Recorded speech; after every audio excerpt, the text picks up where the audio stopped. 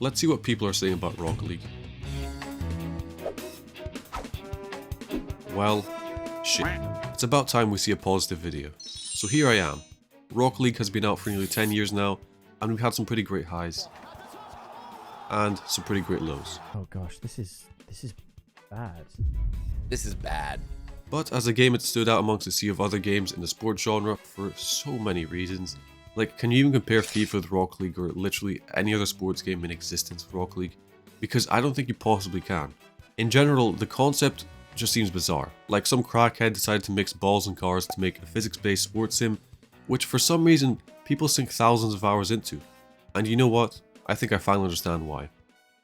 As a concept, Rocket League shouldn't be such a big idea. We're just goofy RC cars which you can design, hitting a comically large ball in a medium-sized arena. Sure, there's boost on the walls, but other than that, seriously, why make such a big deal? Now this is where the dynamics can come in. Simple menus, simpler interfaces, but a not so simple ball. Unlike any other sports game, Rocket League pretty much has an infinite pattern of different bounces. I mean, sure, you can get good at predicting where the ball will go, but even at the highest level, professional players of this game will literally struggle with the most core mechanics of the game. And that already shows that Rocket League has one of the most ridiculous learning curves in gaming. But it also means, well, unpredictability. In other games, there seems to be a certain pattern, formation, or at the very minimum, a foundation for success. But Rocket League throws that right out the window. Yes, there are certain principles like not dribbling with a ball in front of your own net, something that also applies to soccer/football, but come on. There are people literally in the top 5% of Rocket League players who are winning matches by driving backwards. That's like going into 2K but you're only allowed to dribble the basketball with your cheeks. I know there's unpredictable moments in other sports titles, but respectfully, how can you even mimic the sheer absurdness of Rocket League? But again, let's try to stick to its dynamics. Now dynamics can play a huge role in big titles in gaming. It can make or break a game. And I think Rocket League has definitely made it. The speed of the cars and the ball seem to complement one another really well. It's not always you chasing after the ball because there are times where you will be going too fast, but others, the ball can outrun you. And well, you'll feel like an ant in a big playing field. It's a pretty brutal balance to have in a video game, but Rocket League makes it make sense. It probably shouldn't. In fact, the physics till this day don't even make sense to me, and I've poured at least 2k hours into this game, although I'm still moderately average at the game. But that's not the point. The point is that the game has such a wild dynamic and it always feels somewhat fresh. I think one underestimated part of Rocket League is how simple it is to just hop into a quick game with friends, have a complete blast by just spanking the ball around while talking to your buddies, and enjoying the nonsensical nature of the game. This alone makes this game very easy to digest, especially with friends. And even if you get bored of the core game mode, car soccer, you can try your luck at some ridiculous game modes. Overall, Rocket League has simple but very attractive dynamics, which in my opinion has led to it to be a very standard game to play with others, and overall a refreshing game that you can enjoy. Rocket League skill ceiling. There will come times where your mechanical ability is tested like never before, and I can't even begin to count the times I've felt like I can't keep up with my level. It's noticeable, but slowly as you rank up higher and higher, the mechanics snowball from small things like a good flick all the way to triple resets. As I always say, try and enjoy the journey of improvement this game has because it's like no other sports game that you've played before. There's no formations or teams to control, it's just you and only you. Sure, it does mean that it's much harder to, let's say, get good at certain things, but I think the term is a very generic umbrella term. The real beauty of this game though is the fact that everyone could learn it entirely differently. There's no specific proven formula for improvement, it's really up to you to pick what type of training you want to embark on. Sure, you can get recommended certain packs and ways to improve, but you can throw that right out the window and just do it your own way. It's kind of daunting, but in a weird way the skill ceiling has never seemed to stop growing higher and higher.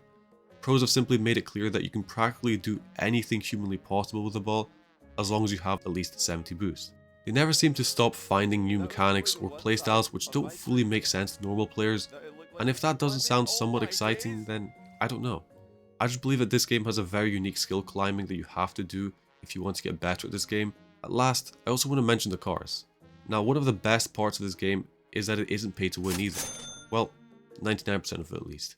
People will vouch for the Fennec being the best car in the game, and I guess I'd be sort of inclined to agree, although there's the Octane, there's the Dominus, there's Batman, and there's Lightning motherfucking McQueen. Just imagine hitting a trick shot with Lightning McQueen. You can't do that in Madden, can you?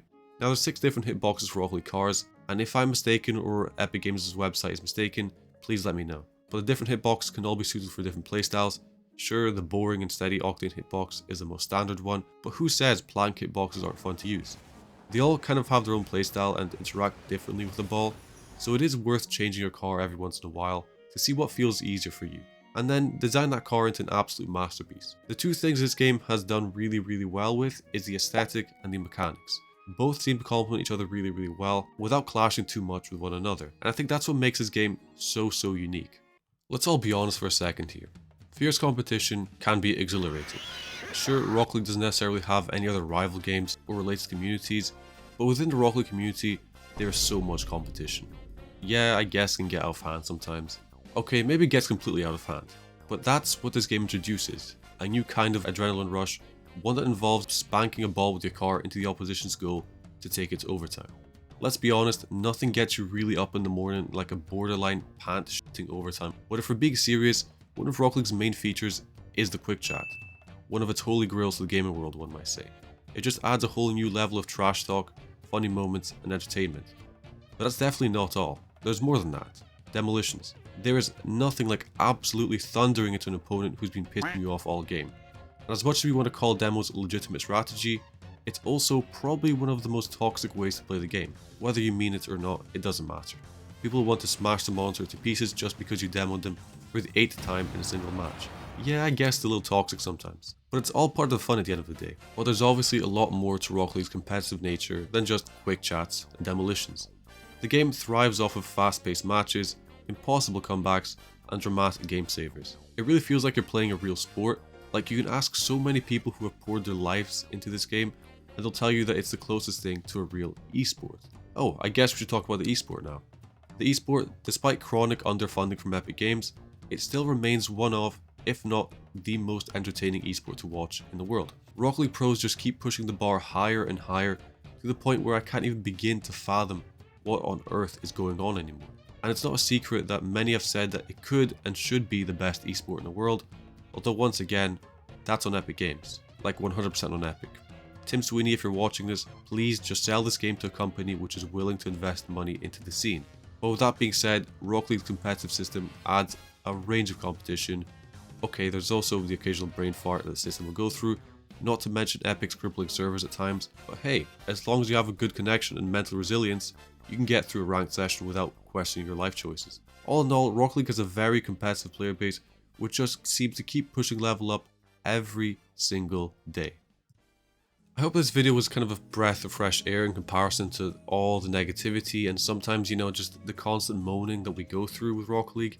Because at the end of the day, we still play the game and to a large extent we still enjoy it. So thank you for watching up until this point. Have a great day or night wherever you are, and hopefully I'll see you next time.